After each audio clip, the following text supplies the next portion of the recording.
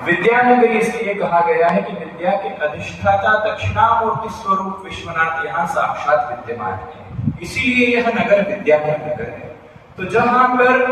दक्षिणामूर्ति से साक्षात शारदा सरस्वती भी विद्या ग्रहण करती है, ऐसे दक्षिणामूर्ति की उपस्थिति इन गुरुओं के रूप में है, तब तक यहाँ पे विद्वानों का सृजन होते रहेगा। और जैसा आपने चिंता व्यक्त की, मैं कोई बहुत बड़ी बात नहीं कहूंगा, एक बड़ा सुंदर उदाहरण महापुरुषों के प्रवचनों में सुना है। एक गुरु ने एक शिष्य के सामने भूमि पे लकीर खींची और कहा कि इसको बिना मिटाए, बिना काटे छाटे छोटी कर दे। तब उस बालक को समझ में नहीं आया, तो उसके गुरु ने उस छोटी लकीर के सामने एक और बड़ी लकीर खींच दी, तो बिना काटे छाटे वो लकीर छोटी हो गई। तो जिस प्रकार से आपने कहा कि हमें विरोध करना चाहिए, भारत की वर्तमान कानूनी व्यवस्था ऐसी है कि विरोध करने में शक्ति लगाने से अच्छा हम सृजन करने में अपनी शक्ति को लगाएं। पूज्य गुरुदेव बहुत ही युवा अवस्था से विद्यार्थियों को पढ़ा रहे हैं शास्त्र के द्वारा, और वर्तमान समय में हम तो गर्व से कह सकते हैं कि वेद भगवान की सेवा को कुछ गत वर्षों से वेद भगवान की सेवा अतीव सुंदर रूप से चल रही है। बड़े ही सुंदर वैदिक तैयार हो रहे हैं काशी में भी और भारतवर्ष में भी। अष्टविकृतियों की परंपरा भी बहुत सुंदर रूप से वैदिकों के द्वारा जी हमारे बीच में घनपाटे जी धर्म सम्राट शेखर घनपाटे जी धर्म सम्राट जी को माल्यार्पण करते। तो मेरा यही मंतव्य है, गुरुजनों का भी यही मंतव्य है कि विरोध में शक्ति लगाने से अच्छा यदि हम सृजन में शक्ति लगाते हैं, और यदि गुरुओं की आज्ञा होती है कि विरोध किया जाए, जिस प्रकार से पूज्य धर्म सम्राट जी और पूर्व पुरी शंकराचार्य ने गौ हत्या के लिए और राम राज्य की पुनः स्थापना के लिए राजनीतिक कदम भी उठाया और विरोधात्मक कदम भी उठाया, यदि हमारे आचार्यगण इसकी आज्ञा देते हैं तो हम सभी सनातन धर्मावलंबी विरोध के लिए भी कभी भी मना नहीं करेंगे, ऐसा हृदय कहता है। हमारे बीच में वैदिक परंपरा को बहुत सुंदर रूप से चलाने वाले शेखर घनपाटे जी उपस्थित है। उनसे मैं प्रार्थना करूंगा कि दो शब्द पूज्य धर्म सम्राट जी के आविर्भाव दिवस पर आप कह करके हम सभी को लाभान्वित करें। गुरु ब्रह्मा गुरु विष्णु गुरुदेवो महेश्वरः गुरु साक्षात् परब्रह्म तस्मै श्री गुरवे नमः। ध्यानमौनं गुरोर्मूर्तिः पूजामौनं गुरोः पदम् मंत्रमौनं गुरोर्वाक्यं मोक्षमौनं गुरोः कृपा। आज अत्यंत सौभाग्य का दिन है, सुदिन है। परम पूज्य मातृ जी महाराज जी का आविर्भाव दिवस इस उपलक्ष्य में सर्वप्रथम मातृ जी के श्री चरणों में साष्टांग प्रणाम करते हुए यहाँ उपस्थित सभी महानुभावों के चरणों में भी प्रणाम करते हुए इतनी बड़े सभा में दो शब्द व्यक्त करने के लिए हमको भी कहा गया, यह हमारे लिए अत्यंत सौभाग्य का विषय है। महाराज जी ने बहुत बड़े, महाराज जी विश्व प्रसिद्ध विद्वान तो थे ही, उपासक थे। उसके साथ साथ उन्होंने जो राष्ट्र भक्ति के लिए उनकी जो सोच थी, राम राज्य परिषद इत्यादि जो भी विचार उनका था, वर्तमान समय में उसकी बहुत आवश्यकता है, ऐसा समझ में आता है। पूरे देश की स्थिति को देखते हुए महाराज जी का जो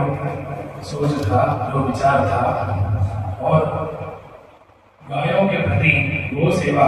गो के प्रति जो उनका एक भाव था, क्योंकि सनातन धर्म का कल्पना भी हम गो रक्षा के बिना नहीं कर सकते हैं।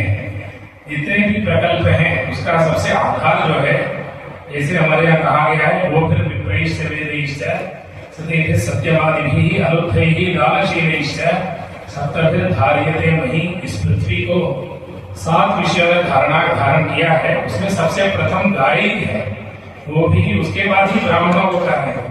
जहां पर भी ब्राह्मणों का भी बंधन है वहां पर जो है नमो ब्रह्मण्य देवालय गो ब्राह्मण हिताय च, गाय को कहकर ही गो माता को कहकर ही ब्राह्मण करके उसी तरह काशी खंड में ही एक जगह पर आता है ब्राह्मणानां गवां चैव कुलमेकं द्विधा कृतं एकत्र मंत्राः तिष्ठन्ति हरिः अन्यत्र तिष्ठति। मतलब सर्व स्थान सभी जगह पर आप देखिए गायों की जो प्राधान्यता है, इतना मुख्य रूप से कह रहे हैं, वो भी जो अपनी भारतीय नस्ल की जो देशी गाय है उसके प्रति मतलब इतना उसका मुख्यत्व है। उसी प्रकार कितना भी बड़ा हम निकृष्ट कार्य करें, शुद्धि आखिर तो पंचगव्य से ही होती है, और उस पंचगव्य का 5वां पदार्थ भी तो गाय से ही उपलब्ध होना है, दूसरे किसी प्राणी से तो नहीं हो सकता। इसलिए धर्म सम्राट जी का जो एक विचार था, गायों के बिना इस राष्ट्र की कल्पना, सनातन धर्म का जो मूल आधार है वो गाय है, इसमें कहीं से भी कोई संशय नहीं है। ऐसे में आज हम बहुसंख्यक होने के बाद भी जिस देश में गायों को माता कहा जाता है, जिस देश में 33 कोटि देवता उसमें विराजमान है, ऐसे हमारे शास्त्र कह रहे हैं, ऐसे देश में हमारे बहुसंख्यकों की आराध्या जो है ऐसी गाय का अगर ये स्थिति है तो वह अत्यंत हम लोग के लिए दुखद ही है, बहुत बड़ा दुखद है। इसलिए उस विषय में भी बड़े लोग सब लोग मिलकर जो भी निर्णय करेंगे हम निश्चित हम लोग कुछ करना चाहेंगे, क्योंकि खाली ऐसा ना हो कि हम लोग अपने अपने कार्य में हैं और सब कुछ करते जा रहे हैं,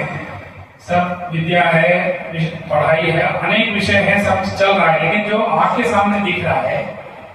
हम लोग देखते ही रह जाए और कहीं कहानी ना हो जाए। जिस प्रकार आज हो रहा है, कई विषय तो ऐसा हो चुका है, तो आज से 20 साल या 50 साल बाद ऐसा ना हो कि पंचगव्य चाहिए तो पदार्थ ही नहीं है, क्योंकि मूल तत्व ही नहीं, ऐसा कहीं कहानी ना हो जाए, क्योंकि उसके भक्षक जो है अधिक है